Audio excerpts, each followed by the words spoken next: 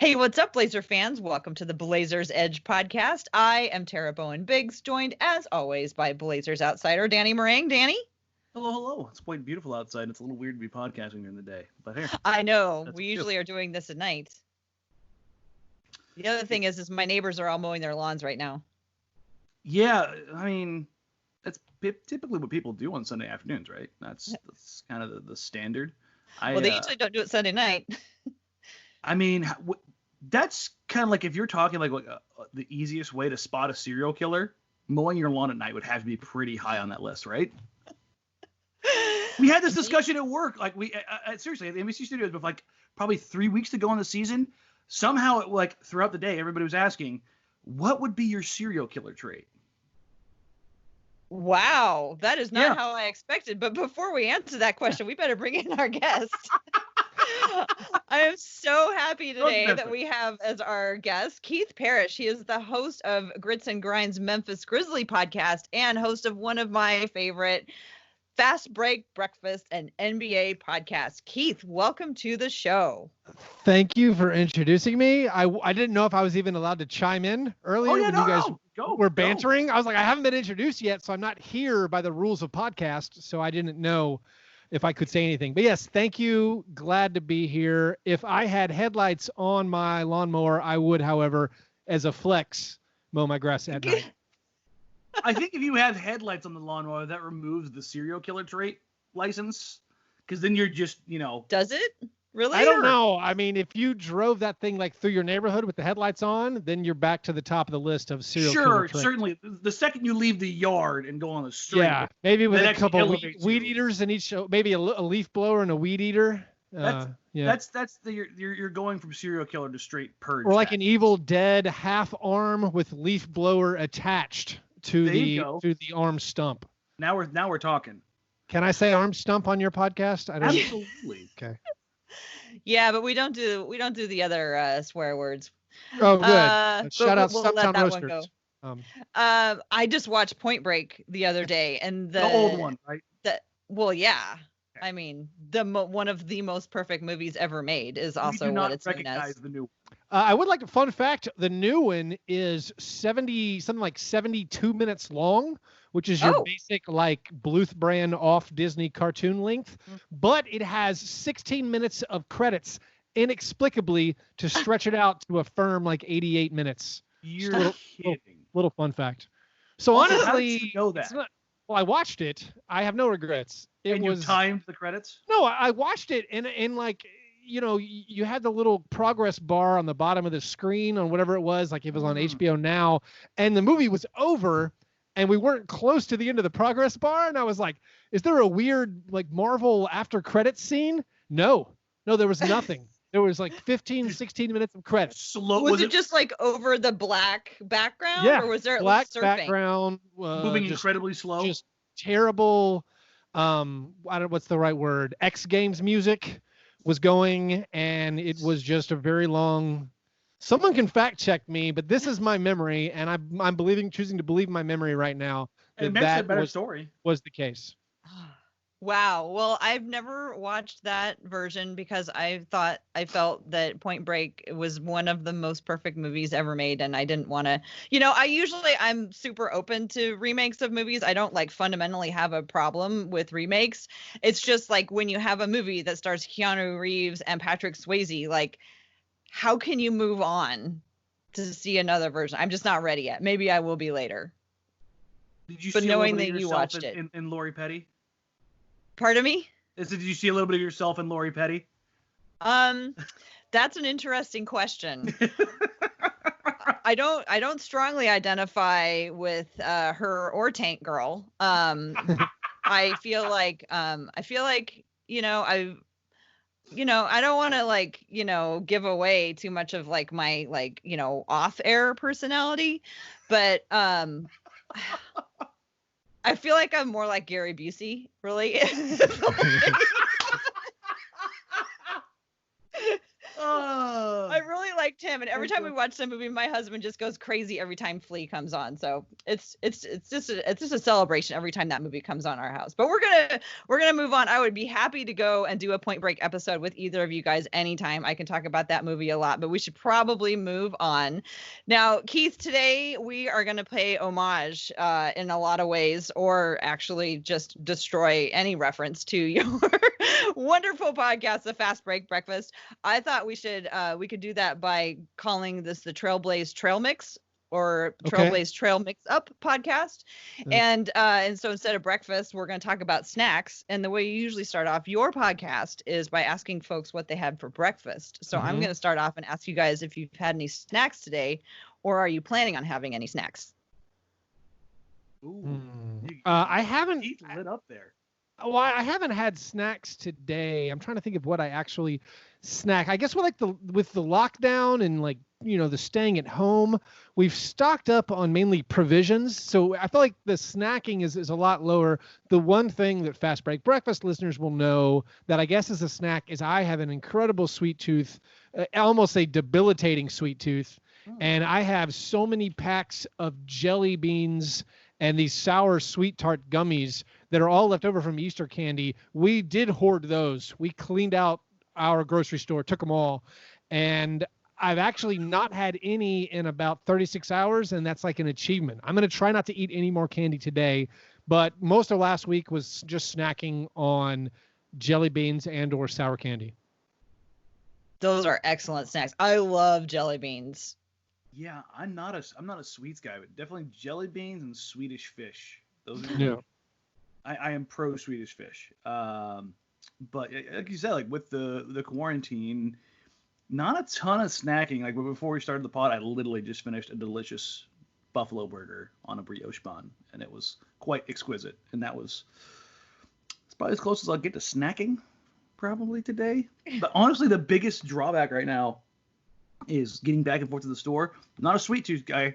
I am a salty guy. And not having a constant supply of either pita chips and hummus or tortilla chips and salsa are like the two things. I'm just like, good. I see. I can't. Can you ration salsa? Because I cannot. Like when I pop the salsa, you just eat it, and it's like, well, I can't. We're trying to go to the grocery store like once a week maximum. And it's saying like, if we're going to go 10 days from now, what's the point of buying a salsa? Like we bought one salsa. Actually, I think we still have it, but it's just sitting there. It's like, when do we eat this? I don't know. Never feels like the right time. But it's always the right time. Let's be honest. But like after we're done here tonight, we're all going to probably watch The Last Dance. Yeah. If I have a salsa, I will eat the whole damn thing. And there's a little local brand that comes from that you can get at the store down here. And it's, your normal, what is it, like probably 8-ounce thing, 10-ounce thing. And you're kidding me? I will crush that every single time. And that's the problem. You can't, like you said, you can't ration the salsa. That's also me with jelly beans. I can't. That's one of my big issues. If there's a pound bag of jelly beans, I will eat the entire bag of jelly beans. I can't stop. So that's why it's very important not to open the bag. Oh, yeah. So you gotta stay away from those plastic tubs with the screw-on lids, huh? Very particular. Of like, as long as like the bag is closed, I have some self-control not to tear the plastic and open it. But once I open it, it's over, and I can't not eat them. So. I definitely feel like I'm with people who get me, because I feel all of those things. Once it's open, like eat it till it's gone, because otherwise it's going to sit there and it's just going to be crumbs in the bottom anyway. Yeah, I'm wrestling with one of those screw top big plastic tubs from Costco of mixed nuts. My husband went to Costco like, I don't know, a week ago or whatever. So we're working our way through that. I had some of that today, very deftly avoiding all the Brazil nuts, because who eats those? Although apparently my husband does, because every time I go back in, they're like, I always think I'm just going to reach in, it's going to be all Brazil nuts because I've been eating everything else. But apparently he likes the Brazil nuts. So somebody has to. You'd think after 30 years of marriage, I would know that about him. But anyway, that's what I had for my snack. Well, the next thing we're going to actually have, before we move on to the next segment, and that's what we're doing today that's different. Dan and I don't usually have like defined segments, but I'm inspired by Fast Break Breakfasts. Let's we do? You try to. I just I gave that up a long time ago. Single one of them. Just Fox 2 every single time. I know. I'm crossing my fingers that we're going to get through at least 2 of the ones that I've got planned for today. But I fully have a plan for just in case you derail me. Oh. But before we get into that, Keith, could you tell us just a little bit about, for people who don't know, about Fastbreak Breakfast? And I'm also super curious about how you got started. Oh yeah, sure. So Fastbreak Breakfast is a podcast. We like to say it's a podcast for serious NBA fans that's incredibly not serious. And the premise is we wanted to just be guys, talking about basketball the way we would at a bar. We felt like the content, like were we mixing in jokes, and we're not trying to go like extreme, like we're not analyzing the cap sheet or like we do some of that, but mainly we're just talking about basketball, free flowing and having a good time doing it. And my 2 co-hosts, Chuck and John, I knew John from just the Nashville music scene.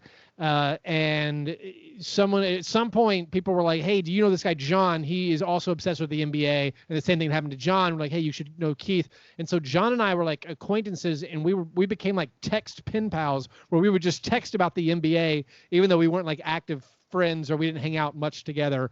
And so we'd been texting for a while, and we started Fastbreak Breakfast actually when I had my first kid 5.5 years ago. I was like, hey, I'm not probably going to be taking freelance music jobs anymore. I'm going to be at home. Let's do that podcast we were talking about. And John had just met a guy named Chuck, who was a stand-up comedian and a food truck purveyor. And he was like, I know this guy, Chuck. Let's see if it works. And we met up at a bar and we talked it out, and we just came up with the name Fastbreak Breakfast. And we thought, that's fun. Let's do it. So that's how we did it. And now we've just been blazing along. This is our 6th season of doing the show. We just have a lot of fun. So if you're like a serious hardcore NBA fan who doesn't take themselves seriously, we think we might be the right show for you. And I think we should say that you are in Nashville, in Tennessee, a Grizzlies fan. So you also have the grits and grinds. But today you honor us by wearing a Portland Trailblazer jersey. I am. I'm wearing it. This is I think the first time I've worn it. This is a Mason Plumlee jersey that one of our Fast Break Breakfast listeners, Matt Sullivan, who is a Blazers fan, he bought this shirt. I think in our listener Slack, he said something like, does anyone want a $12 Mason Plumlee jersey? Because they were, I guess Plumlee had been traded, I'm assuming. I don't remember the details, or if he was just gone the year after. But he's like, they're selling Mason Plumlee jerseys for $12. And I was like, sure. I mean, I'll take basically any NBA jersey for $12. So he mailed it to me, and I'm wearing it, and I like it. It's a pretty good fit, actually. I like this. The Adidas Swingman collection, a black Trailblazers number 24. Unfortunately, not Andre Miller, Mason Plumlee. Yes, when I saw the 24, I was like, oh, hey, is that an Andre jersey? And I actually remember, so Andre Miller is one of my favorite NBA players, and I like clearly remembered when I see this jersey, I'm like, this should be an Andre Miller jersey. And it's one of those when you see the back, you're like, oh, you're crestfallen. Well, but let's be honest, if that Slack channel had to be like when somebody asked who wants a $12 Mason Plumlee jersey, I'm sure hands shot up everywhere. I gotta say, at least there might have been one more other person who said yeah. I want to say there was another one. It was either Mason Plumlee or somebody else, but I don't know who that would have been at that moment for a clearance. But I don't know who it was. Was Plumlee traded with anyone? Do you guys know? Yeah, he was traded with the first round pick to Denver for Nurkic. Oh, so maybe it was a first round pick jersey. No, I'm sorry. The Blazers got back. They got a first round pick. Oh, that's right. So that was the Nurkic deal. Of course. It's all rushing back to me. I know. It's very difficult to remember the time the Blazers lost Mason Plumlee. Right. Yeah. Well, one of those Nuggets making their Northwest Division rivals stronger trades. Yes. That they became experts at. With Donovan Mitchell. Right. One of those. Ones. Right. The Tyler Lydon trade, as we call it. Yes. Yes. Well, while you're there. Hold on real quick. We did bring up Andre Miller, so we do have to at least pay homage to the GOAT. Number one, I'm with you, one of my favorite players of all time, and I will give a quick little anecdote. I ran into him at Hoop Summit last year. Obviously, didn't have one this year on the Nike campus, and I will say in my adult life, it's the first time, other than Brandon Roy, that I was actually nervous going to talk to him. Like I have him that very, very, very, very high on my list. I was like, okay, if he comes any closer, I have to go talk to him. He had to break the square footage area around me for me to actually go talk to him. I was like, I don't know. Any other guy I could do it, but he was, for some reason, he's very high on the pantheon of my guys. So what did you say?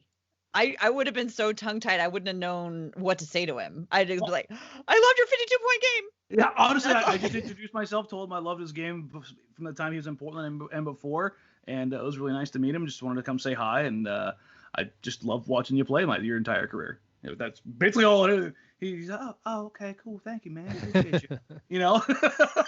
We're just like checking off the boxes of all the things I love to talk about. Point Break, Andre Miller, snacks. Let's just see where this goes. I'm very excited. He may be the most laid back guy in NBA history. Like he's just he is a flat line the entire time, and it's just a cool cat. I love the dude. Well, we'll have to do a little more research before I'm ready to agree with that, but I would definitely agree that he's one of the most. I'm not sure if he's the most. I'd have to, not that I'm saying, I just would want to do a little bit more research. More research, Dan. What about Klay Thompson? Like Klay Thompson versus Andre Miller, who's more laid back? I'd go Andre just because Clay's more weird laid back. You know what I mean? Not in a bad way. He's goofy Klay. Everything Klay does is fun and eccentric and weird. Andre doesn't really just do anything. He just exists. I'm just remembering Klay Thompson getting under Zach Collins' skin, and Zach Collins' reaction to that would not have gone over well with Andre Miller. I think we would have seen a not very chill Andre Miller. Right on. Well, let's move on. Now, on the Fastbreak Breakfast podcast, one of your early segments is the breakfast in bed apologies, but we're going to take it on a snack theme. So we're going to do the I can't believe I ate the whole thing regrets. And the theme of that today is I'm wondering if with the season kind of, breaking off in the middle as it was, do you have what's your biggest regret about this season, or do you have any regrets about the things that you wish that you had said or done with regards to this season? That is, I like that. I can't believe I ate the whole thing regrets. That fits nicely with my jelly bean and candy consumption. My regrets, I guess, I think every fan base, except for maybe the teams that were at the bottom of the standings who were just waiting for the lottery, have regrets of not being able to watch their team play more. As a Grizzlies fan, things were, we're at the start, it looks like, of maybe a great era of Grizzlies basketball. Like, I have regrets I don't get to see John Morant play anymore. I have regrets that Justice Winslow was, I think, supposed to make his debut in Portland on the Thursday where the entire season got, I think it was that day. Anyway, it was very soon. So I have regrets that this Grizzlies team was going to get their players back. I don't want to steal what might be Dan's or yours, but I know Nurkic was coming back for the Blazers. So we have some of these teams where we were waiting to get our players back. And I feel, particularly as a Grizzlies fan, I regret not getting to watch this team continue to grow. And a season where there were no expectations, where it all felt like icing on the cake. You don't get a lot of those in the NBA, where the Grizzlies were supposed to be so bad. So everything the Grizzlies did this year, if they were going to hang on for the playoff spot, it was all just, it's like we were free rolling. We were playing with house money. And so losing that is a regret. As far as personal regrets, I don't know. Maybe I should have taken a few more digs at Devin Booker while I had the chance, because I do enjoy that. Although honestly, I was tearing him apart on Fastbreak Breakfast a couple days ago. So no, I don't. I think I carpe diem'd all my takes enough during the season, but I do regret not getting to watch the Grizzlies play. I'm actually gonna follow you up with that and say I regret not getting to watch the Grizzlies play. Legitimately, Tara and I we talked coming into the season about teams that I was dead set on watching this past year. And Jaw is one of those guys, and like Donovan Mitchell was a couple years ago, where I'm going to watch this guy his entire career. He's exactly the kind of player I love to watch.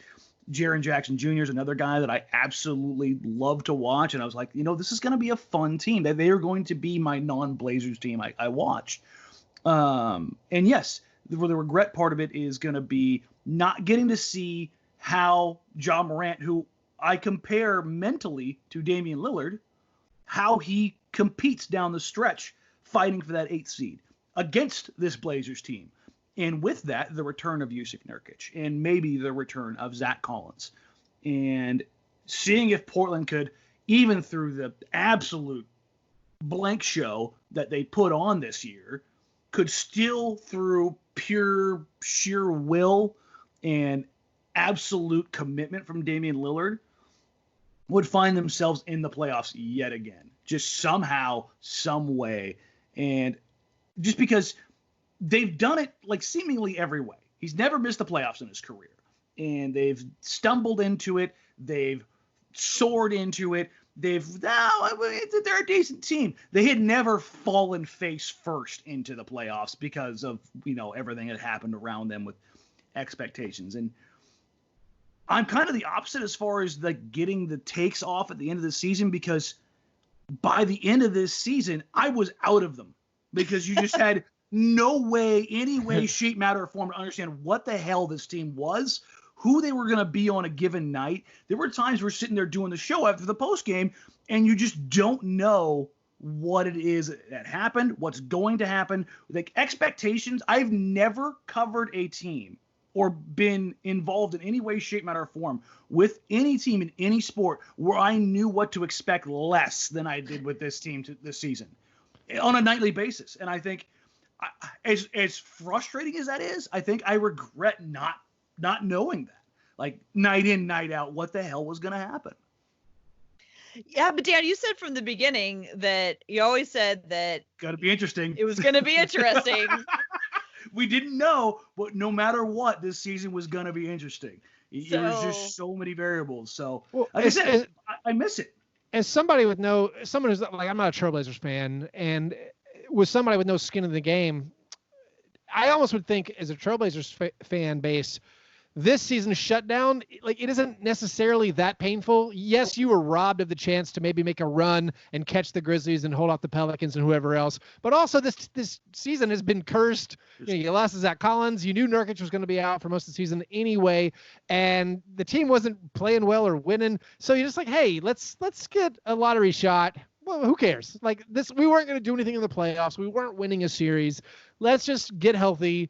We can regroup for whatever the next version of the NBA looks like. And so it isn't that awful necessarily to lose out.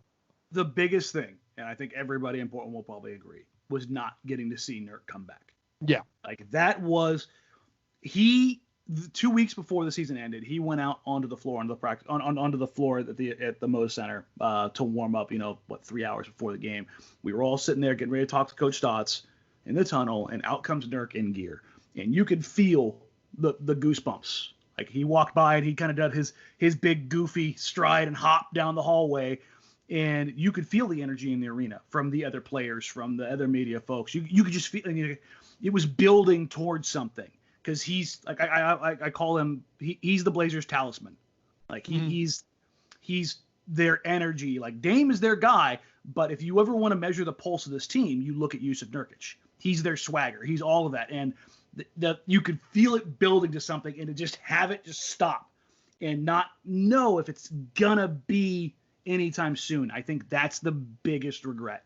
We also had the buildup of, Hassan Whiteside's quest for statistical achievements and Jusuf Nurkic's return and the quest for the playoffs. And they were like these two trains barreling at each other. And right when they were about to collide, it just fade to black.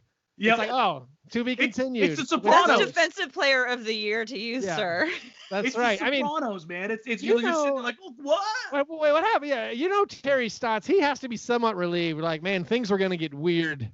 And I don't have to do that now. I don't have to make any decisions about who closes games, who opens games, who finishes games, how Whiteside is going to respond to losing minutes and losing precious blocks. And honestly, as an NBA fan, we were robbed of that. We were robbed of that drama. It's incredibly true. Yeah, I agree, Dan, that with what you said about Jusuf Nurkic, and I hadn't thought about it the way that you put it, Keith, but yeah, that was something we're really, really missing out. But my biggest regret is like kind of goes in a different direction. And I regret that I was not a fan of Carmelo Anthony before he came to Portland. Mm-hmm. I did not understand him. I didn't know him. And I just wish I could have, because I was just so delighted with his whole time that he's been in Portland. And I just wish I could go back and go, I always knew Carmelo Anthony. I always loved Carmelo Anthony. I can't go back and say that, and I wish I could. Keith, I'm really curious what you thought from the outside of watching Carmelo in Portland. I think I was struck with the confusion on why he hadn't been in the NBA. It's like he wasn't embarrassing himself or anything. He had like the pep in his step on defense from what I saw. I mean, again, I watch more Blazers games than I do like East Coast games because they're on later usually. And it did seem like he was sprier than I would have imagined. And he was getting deflections and blocks and like little stuff I didn't expect. He still seemed sort of like that black hole on offense, but with the absence of anyone else to play for the Blazers, it didn't seem like it was harming him. Like he was doing what he needed to do for the team. And so I was more quizzical. Like, it seems kind of strange this guy didn't play in the NBA in the last year and a half. I mean, I'm with Tara. I wasn't thrilled at his signing, but it was all for basketball reasons. Like nobody's ever said Carmelo the dude is a bad guy. Right. Anybody who has, I don't trust. Like, because Carmelo the dude has always been, no matter where he's been, a good guy, well respected, well liked. Everyone in the league loves him, all that stuff.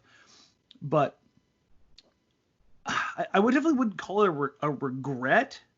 I think it's been more of a, for me at least like a learning experience of sometimes fit does matter. And I try to tamper down the whole Portland culture thing, as far as like with like how they bring in people and all, because it matters and it doesn't.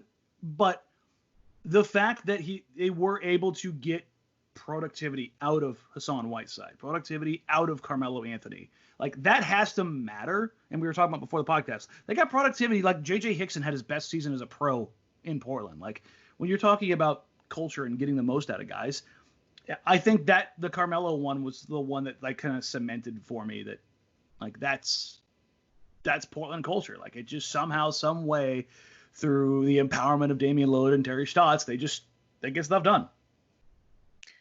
Yeah, I agree with both what you guys have said. And for me, the angle is more that, you know, as a Portland fan, I haven't watched as much of the rest of the NBA. And so kind of my learning and takeaway from it is to try to appreciate even more. I mean, I enjoy guys on other teams, but I don't really appreciate them maybe as much as I should because they're not on the team that I root for. And I just, you know, I wish I could have been watching Carmelo going, oh man, I used to watch him do that to us all the time. And now, you know, we've got him on our side. And he had just been sort of, for me, like one of a whole bunch of celebrities in the league. And so I guess from this, I'm going to just try to learn to watch more of the other guys playing for other teams so that I can think about how good they're going to look when they do come to Portland. Well, here's the thing, Tara. You don't have to watch the Knicks. Like you don't have to worry about anything coming from the Knicks and going somewhere and being good. That's just kind of the nature of the beast. Julius Randle would look great on the Blazers, just from a league pass perspective. I mean, maybe in the post Carmelo era. There you go. And they have that center that I like. Mitchell Robinson? Yes. He's fun. Yeah. And he does come out here to Nike from time to time, and he's repped by a local guy here. So. He might have a little Hassan Whiteside in him too.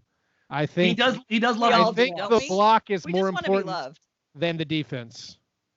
I would say less Hassan and more Dwight Howard. Okay.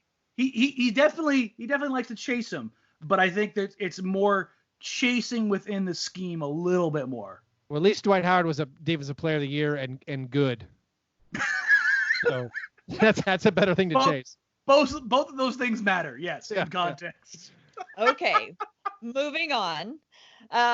So the way that the season left off, the Grizzlies held the 8th spot, and Portland was right behind them. I'm curious what you guys think. Both, the Blazers were. Where was it going to go? Next behind them. They were. I mean, right behind them implies maybe a little closer. But the Blazers were, they were next in line. Yeah, they weren't close. I mean, there was some distance, but 2.5 or 3.5. 3.5, I believe. Yeah. It's been months and months. It's been 6 weeks, so yeah. It's hard to But the conversation was it going to be possible? It was 3.5 game lead. Yes. Were the Blazers going to catch them? No, of course not. What's the counter argument? I was worried. Here's the thing. I was worried about the Pelicans. The Pelicans had demonstrated when they had their full strength starting lineup, when they were playing Drew Holiday with Zion Williamson, Lonzo Ball, Brandon Ingram, Derek Favors, that they were good. I do tell my Pelicans fans, like, hey, your team never came back from a deficit, which is a sign of a team that isn't that good. And technically your record wasn't that good even when you guys were all playing together. But I was scared of that team. The Blazers, I'm scared of Damian Lillard because, he's awesome. But the rest of the team and the way that the season had been going so kind of poorly for the Blazers, I wasn't necessarily that scared of what the Trailblazers could do. And also because we were running out of season to make up those 3.5 games, and the Grizzlies had already won one of the games in the matchups against the Blazers. Like, if the Blazers won the next two to take that season series, then it would be like a race. Yep. But I think the Grizzlies were playing well enough that I don't think, I mean, if we remind ourselves what the race was like, the Grizzlies were 32-33, and I'd been telling myself, just get to 41 wins, just get to 42 wins. And I don't think the Blazers were going to get to 41 or 42 wins. So I think just the Grizzlies being themselves and even finishing basically 500, we're going to get to a level the Blazers could not get. So I wasn't necessarily scared about the Blazers. Please feel free to tell me why I'm wrong on the Blazers podcast, why the Blazers could overtake them. I don't necessarily think you're wrong. I had it pegged as New Orleans as the most likely to overtake them. Then they fumbled the ball a little bit. They did. They had that stretch of like 6 games where they went 1-5. They just absolutely fell apart, and they blew it against. They dropped games, Timberwolves and somebody else, like back-to-back nights. That Timberwolves game, I was like running around my basement where I watched the games because that was a huge game. Because we're marking off every one where you're like, they have such an easy schedule, and when they lost that one, it's like that literally could be it. It's like we don't have to get to 43 wins anymore. We can probably it knocked one off. The only thing that I will say is that for in the Blazers' favor, and you're talking about threading a really tight needle, was that the Blazers did have the Grizzlies twice. Yes. Remaining. And with that, I believe they were both in Portland. I know obviously one of them was. I think they both were, though. And number one, like you said, Damian Lillard. But number two, I think even though Nurk's only playing 15 minutes, what he does for that team as an emotional response, if you want any indicator, go back to Game 5 of the first round of the Western Conference playoffs last year. When Jusuf Nurkic walked into that building and his teammates saw him on the sideline for the first time since he broke his leg, that place went insane. They played at a level you just don't see teams play at in the playoffs. I mean, Dame was already nuts, and now he's just full nuclear. And I think that they would get I think they had 17 games remaining, I believe is what they had left. It would not have been crazy for me to think that they could go 12-5 down the stretch, even though they had played well below that the entire season, just because of the stupid things that I've seen this team do in Damian Lillard's tenure. Like, every time you're like, there's no chance. There's no chance. So there they go. So that's the point, Dan. So if the Blazers went 12-5, they would have been they would have won 41 games. Yep. So that still means the Grizzlies only had to go 9-8. To make up that. And like you said, those 2 games, you're right, they were both in Portland, but the Blazers had to win both those games. Because if they lose one, then it's essentially like they're completely out. Season series, everything else. Yeah. I do want to argue for the Grizzlies. This is something that I think is a small market, and when Grizzlies fans get mad watching national coverage of the NBA and how everyone had assumed the Pelicans would overtake them and are saying like, we think there's a good chance they catch them. The thing that was never mentioned that I have to say as a Grizzlies fan and as the host of Grits and Grinds, a Memphis Grizzlies podcast, is no one ever said that when Jaren Jackson Jr. and John Morant play, the Grizzlies are good. Like, just period, just flat out. The Grizzlies this season, when Jaren and Ja play, were 27-21, and that includes a 5-11 start. So since the start of December, when Jaren and Ja play, they were 22-10. Like the Grizzlies had basically been around the 10th to maybe 12th best team in the NBA for the last 3.5 months of the season. And no one ever talks about that. They just say like, oh, the Pelicans got Zion back, and they're not ever acknowledging, but the Grizzlies have been, the 10th best team in net rating for the last 3 months since D'Anthony Melton joined their lineup, and they've had Ja and Jaren playing. So I feel like that's the weird part where all of these times they talk about the playoff race, it's Damian Lillard is an MVP candidate who makes the playoffs, and Zion Williamson and the Pelicans were coming on strong, and they're ignoring, but the Grizzlies had a 3.5 game lead, and there's no signs that they were going to start losing games, and Jaren was coming back. They're going to get Justice Winslow. Like they were saved somewhat with the shutdown, maybe saved by the bell, the Grizzlies were. If Jaren's injury was going to linger, if it was going to be like another week or two, then things would have gotten tight. But if like Jaren was going to supposedly return within a few days of when it actually shut down, and if he came back, I don't think there's it was going to be unlikely that anybody else was going to catch the Grizzlies, just because they'd been playing well for 3 solid months, and that seemed to be ignored by your ESPNs and your other, big national coverages. No, I'm with you there. I pray at the altar of Ja and Jaren. Like those are two guys I think they're gonna be foundational building blocks and gonna have a ton of success. Excuse me. And honestly, when Jaren and Clark both went down, I was sitting there like, oh, that's it, they're done. Right. And then Josh Jackson steps in and he did plays his ass off. Yeah. And I was like, well, maybe they still got a few things here, And I was, again, I had Portland on the outside looking in. That's where I had them. Now, is there a world where I could see Portland getting in? Yes, because I've learned to do not count Damian Lillard out ever, ever, ever, ever, ever.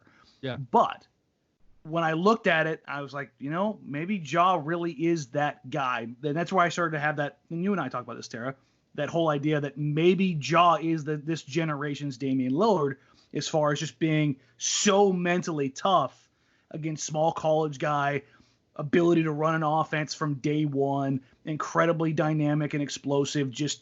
We saw him on social media and how he interacted with the whole Iguodala thing. I know everybody has their take on it, but it reminded me a lot of Damian Lillard of like, okay, if you're not riding with us, this is my team. This is how we're gonna go. And there's an awful lot of guys who think they have it, and then there's 3 guys in the league who actually have that mentality, who carry it over. And I was again, kind of going back to the regret. I regret not being able to see that kind of transpire and have how that whole thing played out, because it was going to be one hell of a race one way or the other. Yeah. I would agree with you guys that the Grizzlies were certainly in the driver's seat when it came to this. But again, just like you said, Damian Lillard, you can never count him out. But there's 2 other things that also gave me just a little bit of more hope for the Blazers in possibly being able to claim that spot. One is a lot of people talked about the strength of schedule of the 2 teams, and the Blazers having a easier schedule with the Grizzlies having a tougher schedule. And then, going back down to experience, like I love the young players. I love it when young teams come together and gel and they play really, really, really well. But I just don't know when it comes down to it, if they were fighting tooth and nail, neck and neck at the very end. I feel like the experienced team is the one who I'm going to give the nod to. If they had gotten to the place where they were super close, I think I would have given, I would have put my money behind the more experienced team. And the Blazers certainly do have a lot more experience than the Grizzlies do at this time. So those are the 2 things. Or 3, including Damian Lillard. But fortunately, I have devised a way that we can settle this once and for all. Part of the Fastbreak Breakfast is that you have the game of scones, and I've devised the Pop Secret Pop Quiz and decided that I would give you guys this quiz, and whoever wins, their team, gets the 8th spot, gets to claim and march away with the 8th spot. Keith, I understand that with how the much of a season lead am I being spotted? ending right now, I understand that you're in the lead. But just, for my own purposes, maybe not for league purposes. Like Okay.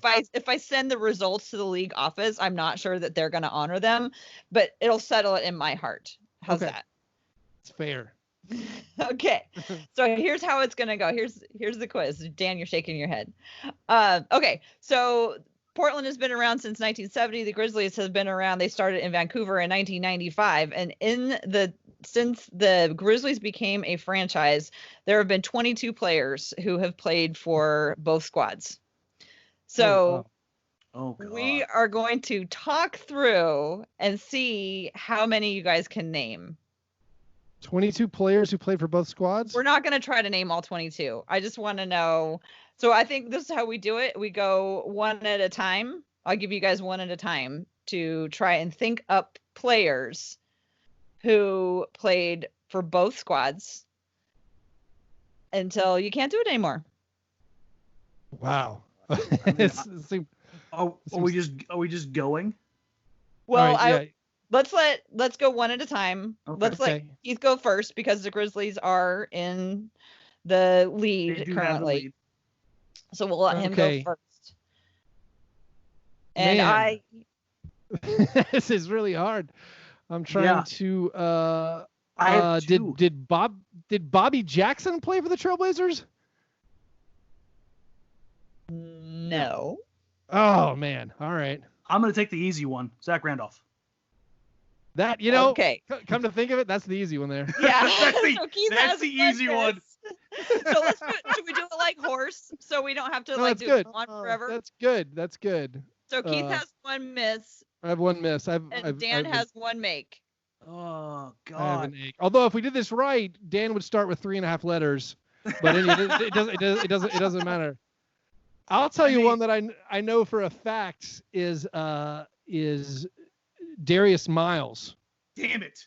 Yep. Because the Grizzlies. That was my other one. Because the fun one is the Grizzlies signed Darius Miles when the Trailblazers were trying to get his contract paid off by insurance for his having a career-ending injury, and for an inexplicable reason, the Grizzlies signed him to a 10-day contract, perhaps just to screw the Grizzlies. I mean the Blazers, and to stick them with the bill of paying his contract. But anyway.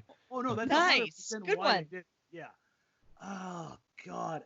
I know I'm forgetting some guards that I should know off the top of my head. I'm trying to think of anybody else who was obscure who got traded there.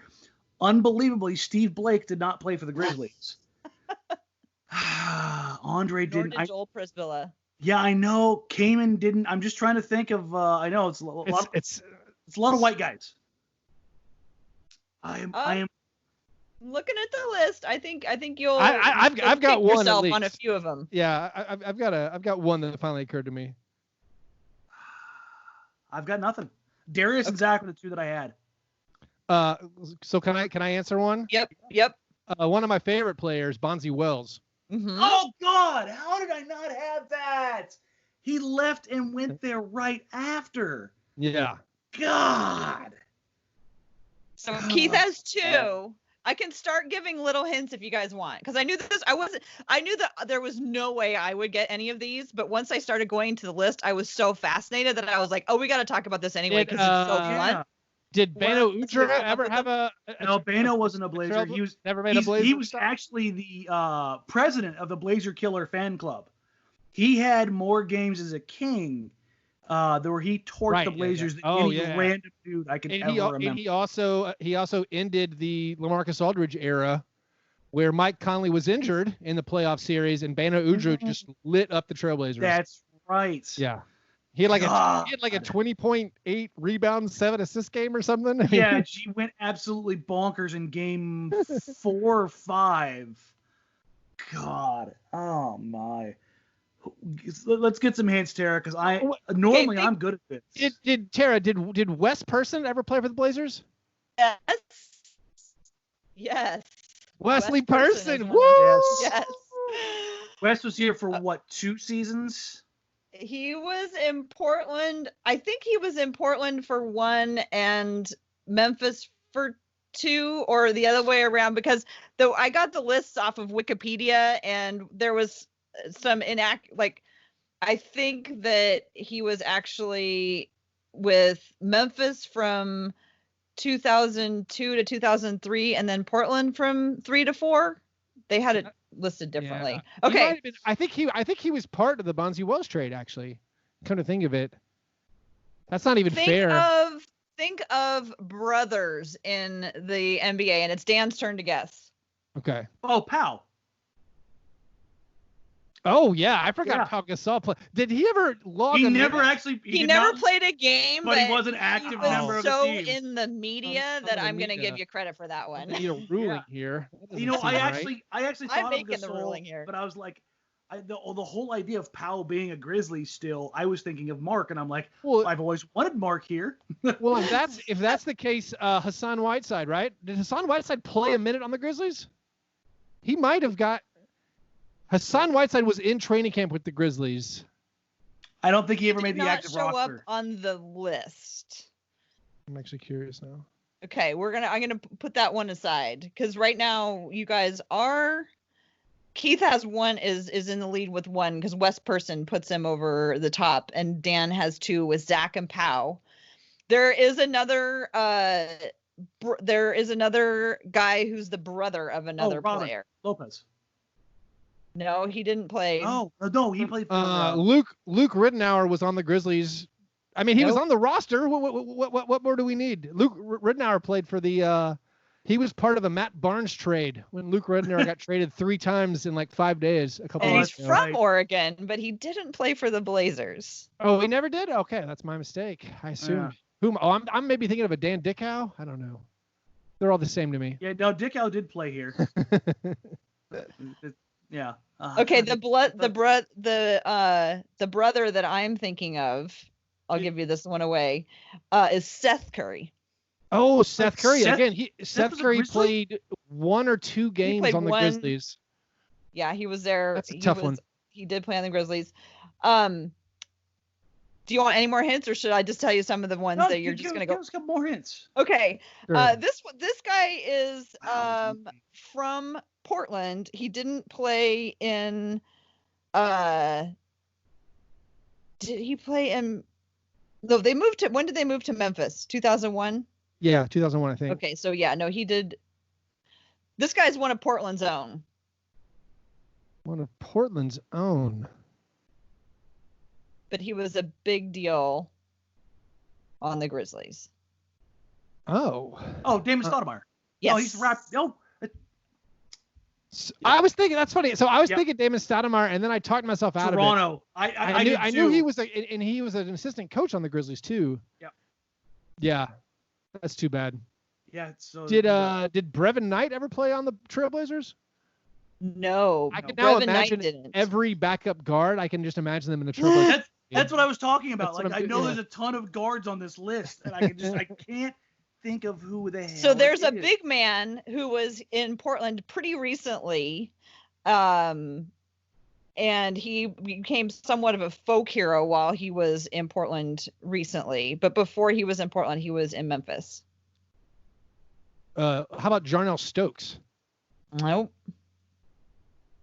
Oh man, did Stokes play on the summer league team for the Blazers? Yep. That's it. I got a summer league crossover. You're being hurt by having too much knowledge. Yeah, no, he's got those guys down. Was Ed a Grizzly? Oh, of course, Ed Davis. Yes. Yeah. Ed Davis. Well, I think our experiment, just like the NBA season, is undetermined. Yeah, it's close. Who else are we missing? Okay, I had so much fun looking this up. I really wasn't sure if it was fair to ask this, but I had so much fun looking it up. Okay, Antonio Harvey. Tone. I don't know who that is, so that doesn't count. I was in their first. That was when they were in Vancouver. Yeah. Antonio Daniels, Bonzi Wells, Brian Skinner, Chris Johnson, Damon Stoudemire, Dante Cunningham. Dante, God dang it, I don't remember him on the Blazers at all. Yeah. Darius Miles, Earl Watson. Oh, Earl Watson, cool. Okay. Those were really far apart. He was in Memphis in 2002 to 2005, and then he was in Portland 13-14. So they were a long ways apart. Yeah, it's Eddie Gill. It's a pile of backup guards. The number of these 10-day guys, it's almost that's rough. The Eddie Gills, the Chris Johnsons, Seth Curry, Elliot Williams. Wait, Elliot. Oh, is Elliot where he went after his first contract in Portland? He was there after. He was in Portland for 11-12, and then he was in Memphis 15-16. And I don't know maybe if he's a part owner of the Grizzlies. He owns a really? I'm pretty sure. He went to Memphis, right? That wouldn't surprise me. That would make sense. Greg Anthony. Oh, okay. GA. Yeah. The beat. Greg Anthony was a big one on the Vancouver. God, I forgot to beat was a Blazer. Me too. Jared Bayless. Otis Thorpe. Of course. Yeah. That's another Vancouver one. Sharif Abdul-Rahim. Oh, that's a big one. Oh, right. that's yeah. We should have gotten that. That one's a little okay. That one's bad not to get. Yeah. And the last one, Wade Baldwin. How did he play? Did he play for the Grizzlies? Did he actually play for the Grizzlies? Yeah, no, he played a year. That's how he became viable as an NBA player. Was he had some issues as far as taking care of things, and they cut him for Mario Chalmers. Yep, they saw there's talent there, but he needed to get some things right because he fell apart as a shooter. They had to rebuild him. I watched Wade Baldwin's highlight reel from this season, not 2 weeks ago, and I've already forgotten who he played for. Maybe was it Olympiacos? He's overseas for Olympiacos. Yeah, it was. Is it Olympiacos? Okay, I definitely watched the Wade Baldwin 2019-2020 highlight reel. Just not a week or two ago. A month into isolation, I decided it was time. It was the Wade Baldwin highlight reel point of the quarantine. You know what we love Wade Baldwin for, Tara? Wade Baldwin, one time when we were filming the show down at the Rialto. We looked over in the corner booth after a game one night, and there was one young Wade Baldwin who had left the arena and come down to the Rialto. There you go. He left the arena like he was supposed to be in there watching. No, like the game was over. Oh, okay. But the thing about it is, we're on 40 minutes after the game's done, and Wade was already next to us at the Rialto. Which, so Keith, it's he really wanted to be on the show. It's a bar in downtown Portland that we filmed the show from sometimes. Gotcha. And, it's just literally just across the river from there. He's a big fan. He's just a big fan. Yeah, that's what we thought. I mean, he was just coming there down to hang out with us. But we all kind of looked at each other, like, is that Wade Baldwin over there? Yeah, no, that's definitely Wade Baldwin. Well, thanks for playing along, you guys. I obviously am not as experienced as Keith is in coming up with good quizzes, but once I was into it, that was a great quiz. The information itself was just gold. So I was like, I'm going to do it anyway. Joe is going to be very jealous because he prides himself on making quizzes that crush both Shane and I. So I just like to apologize for being convinced Luke Rittenauer was a Portland Trailblazer. He looks like one. I'm definitely seeing Dan Dickow. Yeah. Well, the last thing that we're going to do is we did get some Blazer we did get some questions from listeners, and I believe they're the croissant questionnaire, and that's where I ran out of snack jokes. So I knew I wasn't going to maintain it the whole time. So we're just calling them listener questions. How about the Twizzler Quizzlers? Oh my goodness, Keith, you really stepped into it. There we go. No, he didn't. He just knows what's better. Not all of us recognize Twizzlers as a form of candy. It's this could be the red vine. No. I don't know. No, Keith, welcome to Oregon, where every food take is wrong. Well, Twizzlers, it's okay. I'm fine with Twizzlers being gross. We can call it a red vine. Oh, no, Keith, you're not one of them. Hey, he's a candy aficionado, and if he says, then we're going to have to go with what he says. I think these questions came in on the Red Vine hotline. The Red Vine hotline. That's what I was going to say, yeah. So there we go, the Red Vine hotline. What are the questions? Hired. I'm excited now. Awesome. Okay. Well, the first question comes from Kenton. He's at Lillard for mayor. Kenton wants to know, and this is a pretty Blazer specific one, but it's about the draft. With Neil's draft record in mind, should the front office look at this upcoming draft pick as an asset to trade or try and find another diamond in the rough? Aaron Nesmith, Josh Green, Sadiq Bey, and Jaden McDaniels seemingly fit a needed 3-and-D role and should be available in the late lottery. So this is a question about the draft. My inclination is always to choose a guy named Green, and the Blazers never do. So I am not going to hold my breath. Dan, do you have any thoughts on where the Blazers might be looking for, I guess, if they stop the season right now and decide to go with whatever position the Blazers have? I mean, I think Sadiq Bey would be the guy that they'd lock in on pretty tightly. He fits a lot of needs. It'll be interesting to see what ends up happening out of all of this. And even if the Blazers use their pick, the whole idea that they can't somehow, trade it further down the line does, like, both things can exist. So as far as Olshey goes, I trust him with the draft for the most part. So whatever they end up wanting to do here, but I think the bigger thing is that if they do end up trading that pick, it'll be along with CJ McCollum. Like, that's the only way that happens. So otherwise they need to restock the cupboard and keep assets coming and going because there's still more gaps in the roster. So, Gary Trent can do a lot. True. But again, his contract, because he's a second round pick, is coming up next year. So you got to keep cycling guys back behind it. That way you keep the cheap deals coming. Otherwise you get hit real hard. Mm-hmm. Well, the next question, that draft question brings up, kind of like what's gonna happen. I mean, they can't hold the draft, right, until they figure out what's gonna happen with the season, because you can't have a draft if the season isn't over, right? I would imagine. Right. You can't, because you can't have trades, and you want to have you can't have a draft if teams can't make trades, and you can't make trades if the season's still going. So it'd be awkward, or it'd be hard. Yeah, I mean, especially if you don't know what's going to happen with the salary cap. Like, that's the big thing right now that everybody kind of glances over, I think, a little bit. As much as everybody's sitting here like, well, just cancel the season. There's a reason beyond the $1.2 billion that the league wants to continue going. These executives, these managers, these owners, they all want to keep going because of what it will mean to the salary structure as far as the CBA is concerned and how the roster building is concerned. Like, that stuff is a major, major indicator of, what teams can and can't do. And if they don't have resolution on that, there's no way really forward until that's kind of figured out. It's so hard to know right now with, recently all of these guys declaring, that they're, not going back, or that they're not going to go in, they're going to go to the G League. There's a lot of things that need to be settled. And it just seems like the longer it goes on being unsettled, the harder it's going to be to make any plans to move forward. But the next two questions that we have do deal with taking baby steps moving forward. I'll read them both because they're along the same lines. Keith, did you want to add anything about the draft? No. Okay. I figured you probably haven't been crunching the Blazers draft options at this point. Okay. So Janelle, my friend Janelle Moore, says, do you think that the league is doing the right thing by opening up practice in markets with lifted restrictions?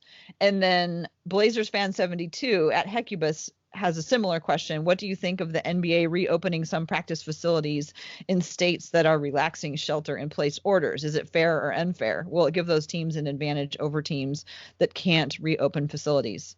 So what are you guys' thoughts on opening up practice right now or very soon? That's interesting. I do think that it would have to be a competitive advantage if players could get in there and do their normal workout routines. Because I think as much as these guys are professional athletes and disciplined to work out, I don't know if all of them will. And if you have the chance to go in and get your whole circuit done or whatever you're doing and training in there and then get shots up in the gym, that does feel like an advantage.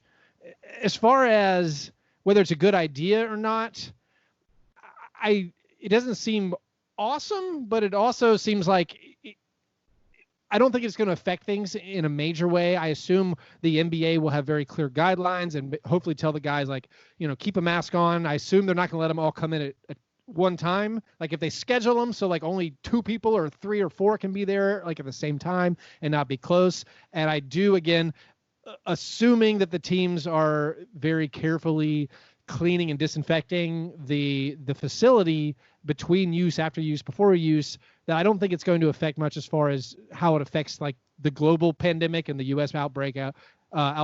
And so like I'm not, I guess, as far as is it a good idea? I don't know. It probably falls under I don't think it's going to hurt anything, even though it is best for all of us to stay inside. I don't think this small thing is going to be that big of a deal. The competitive advantage thing, that's interesting to think about. It seems like it might. I don't know what you guys think. Yeah, I'm with you on the competitive advantage. And as far as like the whole idea of whether or not NBA players stay in shape, I have 2 words: Raymond Felton. So yeah, no, not all of them do. That's just the reality. He was 50 pounds overweight. Like, that's just it. Some of these guys just, no, I'm good. The whole idea, I mean, is it?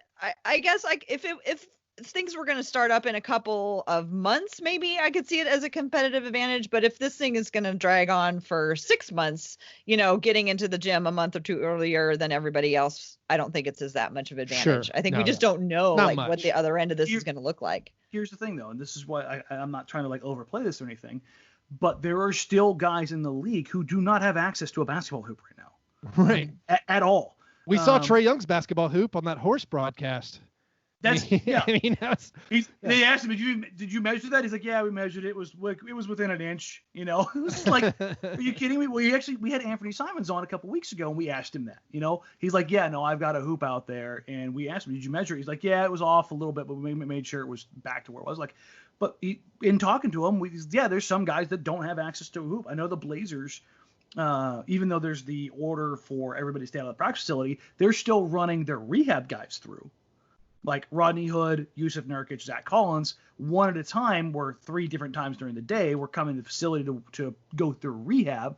But I don't think they're getting out on the basketball court. Like I don't think they want to get in that kind of trouble where, that kind of thing, if it got out that they were in the facility like practicing, that would be okay. And the whole idea of, being in shape, that part matters, but being in basketball shape, like being able to get out and shoot, I think those are serious things. And when this is all said and done, I don't think we're going to resume. Number one, I do believe the season is not canceled. I do believe they are going to find a way to have a season. And I think it's probably end of July, August that we see it. And it's probably done within about 6 weeks. The second part of that is March, 16th to August, March, April, May, June, July. That's 5 months. Like, that's a long time to go without being in basketball. And I think when we're talking about competitive advantages, if they do open up these markets, like the difference between right now in Atlanta, everything opening up for the most part, and here on the West Coast where the governor of California talked about not having any public events at all until 2021. That's a very, very different dynamic, right, as far as how things are being looked at. So I don't know if the Blazers, like, I saw a question, will NBA players be allowed to fly to a market to go work out if they're not allowed in their own markets to be within, X, Y, or Z, depending on what the ramifications are. And I think that's going to be a really interesting question. And we saw from Woj last night. That was last night, right? That he put all that out. I don't know what day it is. Right. That players and GMs were already asking the questions because they're like us, except, amped to a million as far as basketball goes. Like, they're chomping at the bit to get out there and hoop it up. Yeah. Okay. Yeah. No. I don't think we know enough to know right now, because I think like it's because states are looking at it so differently, and what we don't know if there's going to be another surge or not. So right. I just don't know that letting somebody into the gym right now when somebody else can't get into the gym in the long run is going to end up making it be fair or not. I don't know. My idea would be a scenario, a Grizzlies specific, a hyper specific Grizzlies scenario. If they do decide they're going to have all 16 teams in the playoffs and it's going to be, they're going to get it done in 6 or 8 weeks or 10 weeks or something. If they've compressed the playoffs and they're only getting teams like 2 to 3 weeks to get ready to ramp up, I do feel like in that hyper specific hypothetical situation, the Grizzlies being all 20 and 21 and 23 years old, they don't need 3 weeks. Like they're going to be spry, and LeBron James is crushing a bottle of wine every night. And it's like, I feel like that's advantage Grizzlies that, they're not that good at shooting anyway. They're good at running up and down the court. Like they don't, that's going to come back to them. So in that team is going to drag corpses up and down the floor. Let's be honest. Yeah. I think you have a very good point there, Keith. I'd have to give you that one. Yeah, we got Melo and CJ out here trying to put their new wine brands out on the market. Right. So right. It'll be interesting to see how that. Give me a few more days. A few more days. Okay, well, guys, we got two more kind of fun ones. This one comes from Big Luggite Mike at Big Luggite, and this is for the fast break guy. Which Gasol brother is better? Ooh.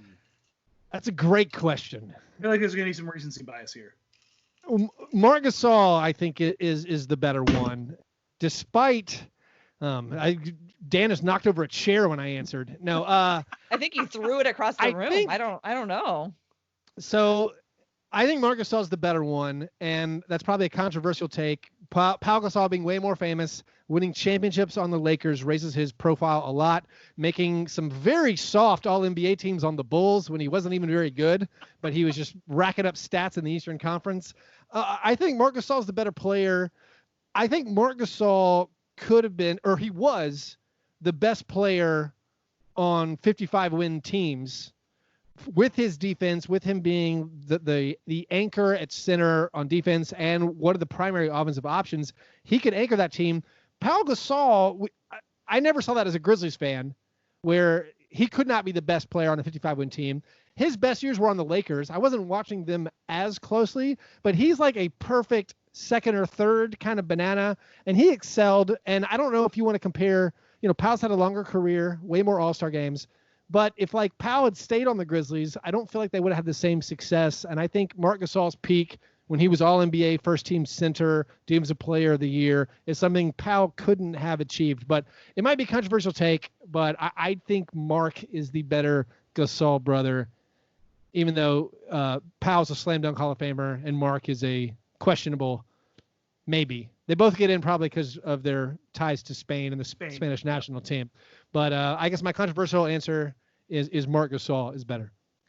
I thought there might be a little bit of recency bias here, and I'm going to go with Pau is the better player. And I think you hit on something that's very poignant in that I don't think Pau would have been the better player in Memphis.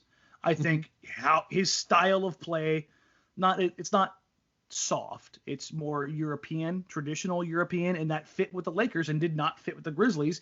And I think Marc growing up in Memphis as a young dude kind of emboldened him and got him to be more Memphis. And I will say this, Marc Gasol is the much more likable and enjoyable Gasol brother by significant margins. I love me some Big Spain. I wanted him in Portland for literally a decade. I enjoy watching Marc more. Everything about Marc, I think I like better. But as far as like what we talked about, the career accomplishments, I think obviously Pau is going to rank a little bit higher.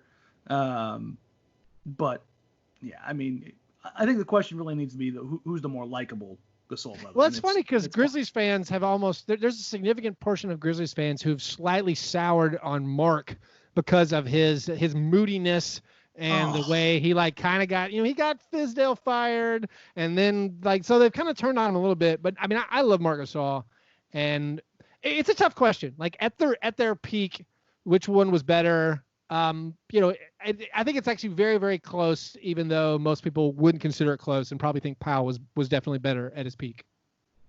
I think the peak was longer for Pau, right? That's probably true. Yeah, Marc had probably 3 years, and Pau had like a solid 6 or 7. 6 or 7. Yeah. And I think that's the differentiation. Yeah, that makes sense. Fascinating. That's one that I'd love to dive deeper into 5 years removed from it and just learn more about the history of the family and the city and the connection with the city and how it ended up that Pau left just as Marc was coming. And I just think the whole story is probably really fascinating. So but I was glad we had you on there to answer that question, because I would not have known necessarily that choosing Mark was a somewhat controversial opinion. I think it is. In my mind, it is, but I think you're right. I think you're right. I think most people would probably go with Powell. Yeah. Well, gentlemen, we have one last question to get through. And this one's going to take lots of thinking. This is from Myers Man Bun, at Myers Leonard Man Bun. Oh, I miss the days when Myers was growing out his hair. But have you guys seen? He did have pink and blue hair. Yeah. Have you seen what he's done now? He's the full evolution to a full-time esport gamer. There was one season where he was trying to grow it out, and apparently his wife put stop to that. Made him cut it. Ellie lets Myers and encourages Myers to do damn near anything he wants. I'm glad she stepped in on the man bun. Okay. I think that had he been allowed to grow his hair like Samson, there would be a completely different narrative about him in the league. But he had to cut his hair. So anyway, that's not what this question is about. This question is about, if you had to be quarantined with a super duo plus a podcaster, who would they be? So I think they're asking about like you know, like a super team, like two guys on a super team, like LeBron and Anthony Davis. Or I went. Okay, so when I first read this question, I went immediately to a place that I'm not very proud of. I thought, who would be the most annoying people to be locked up with, and I thought a super duo of Kevin Durant and Kyrie Irving with like Nate Duncan would be just like the most uncomfortable group to be around. Like, I just feel like the whole thing would be so awkward. So I definitely did not want to be around that, but I just thought it would be a really awkward group. I can tell you what, somebody would definitely be getting dunked on there. Am I right?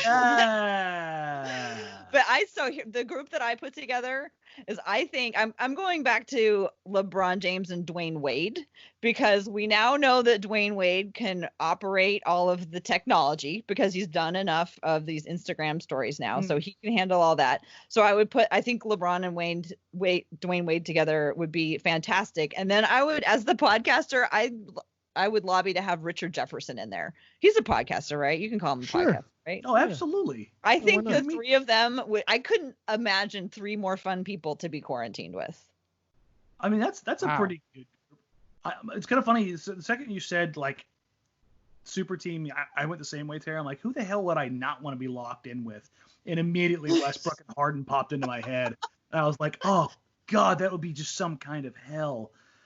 But I actually thought that one could be kind of fun, because it would be like watching TV. It'd be like watching Survivor if you got the right podcaster in there to just really stir things up.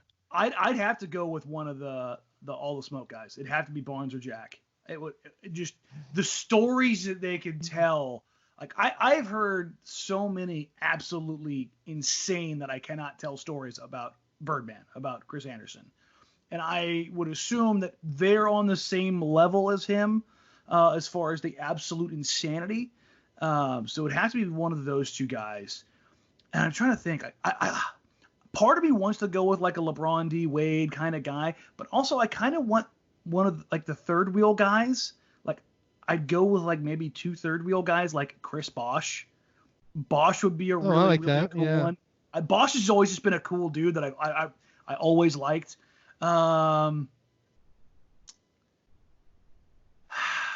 You know what? I hate this because I don't like his team so much, but listening to him tell the Michael Jordan J.R. Ryder story, Kevin Garnett. Kevin Garnett and Chris Bosh would be with either Jack or Matt Barnes. That would have to be it for me, because Bosh would be the laid-back, chill dude who would just kind of keep the vibe going. Garnett would have the wildest, over-the-top stories, and then you'd have Barnes poking and prodding, trying to get more out of him. I think that would be the way to go. Right on. I'm just trying to think. So you Dan, you seem very excited about having some conversations which I want stories, man. I want all the untold stories. I'm good on that. I just think whoever has the most spacious, luxurious, maybe all the video games I need, and then I'm gonna need like a chef. So I don't know if there's any famous chefs out there with podcasts. That would be like my. Does David Chang have a podcast? Gordon Ramsay have a podcast? Yeah, no Gordon Ramsay. How about Guy Fieri? Can I do Guy? Just live with like. I would definitely quarantine with Guy Fieri because I mean I want someone who can fix food that's awesome. Like one of the best, luckiest, fortunate things for me is my wife's an incredible cook. So like she's making awesome food. Like also, otherwise it would just be terrible. I'm in Nashville technically, but not technically. Either way, actually, but either way, you have good barbecue. It's true, but so I feel like I would want a chef, and then some guy's house who I know is spacious and big, and yet has maybe who has a bowling alley? With a bowling alley and like some bunch of video games. Chris Paul's maybe Chris. Bowling alley. Oh, Chris Paul. Wait, who has the candy in his basement? Is that Giannis? Oh yeah, I would do Giannis. I would definitely choose Giannis. KG has made some money. I'm thinking he's living pretty well. How about Giannis and Chris Middleton? They both seem easygoing, kind of underspoken. They're incredible basketball. So I'm gonna go Giannis and Chris Middleton, and then surely someone's put Guy Fieri on a podcast, right? Does he count? That sounds like a pretty good trio. So that's who I would hunker down with. Right on. Well, clearly we've all been separated from humanity for too long for us to have gone this far. But those are great questions. Thanks to all the listeners who sent them in. Keith, thank you so much for joining us today. It's been really fun talking to you. I mean, I listen to you all the time, so it's fun to have a conversation.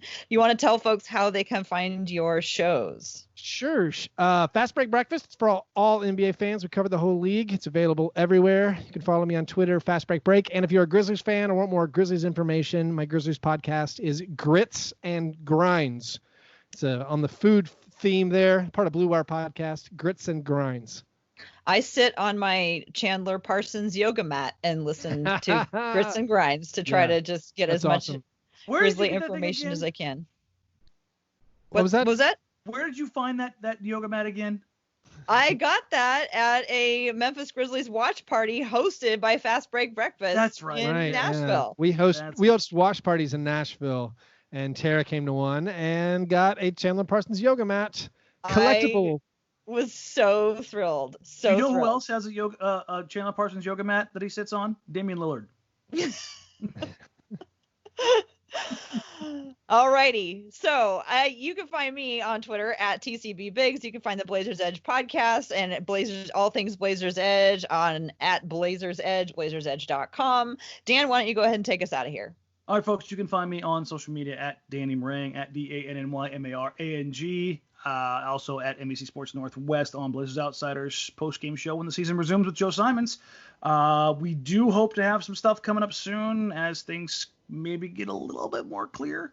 We'll have some announcements surrounding both that show and some upcoming guests on this show. As always, thank you guys for listening. Keith, thanks for coming in. Tara, we'll catch you guys later, and we'll talk to you soon. Bye.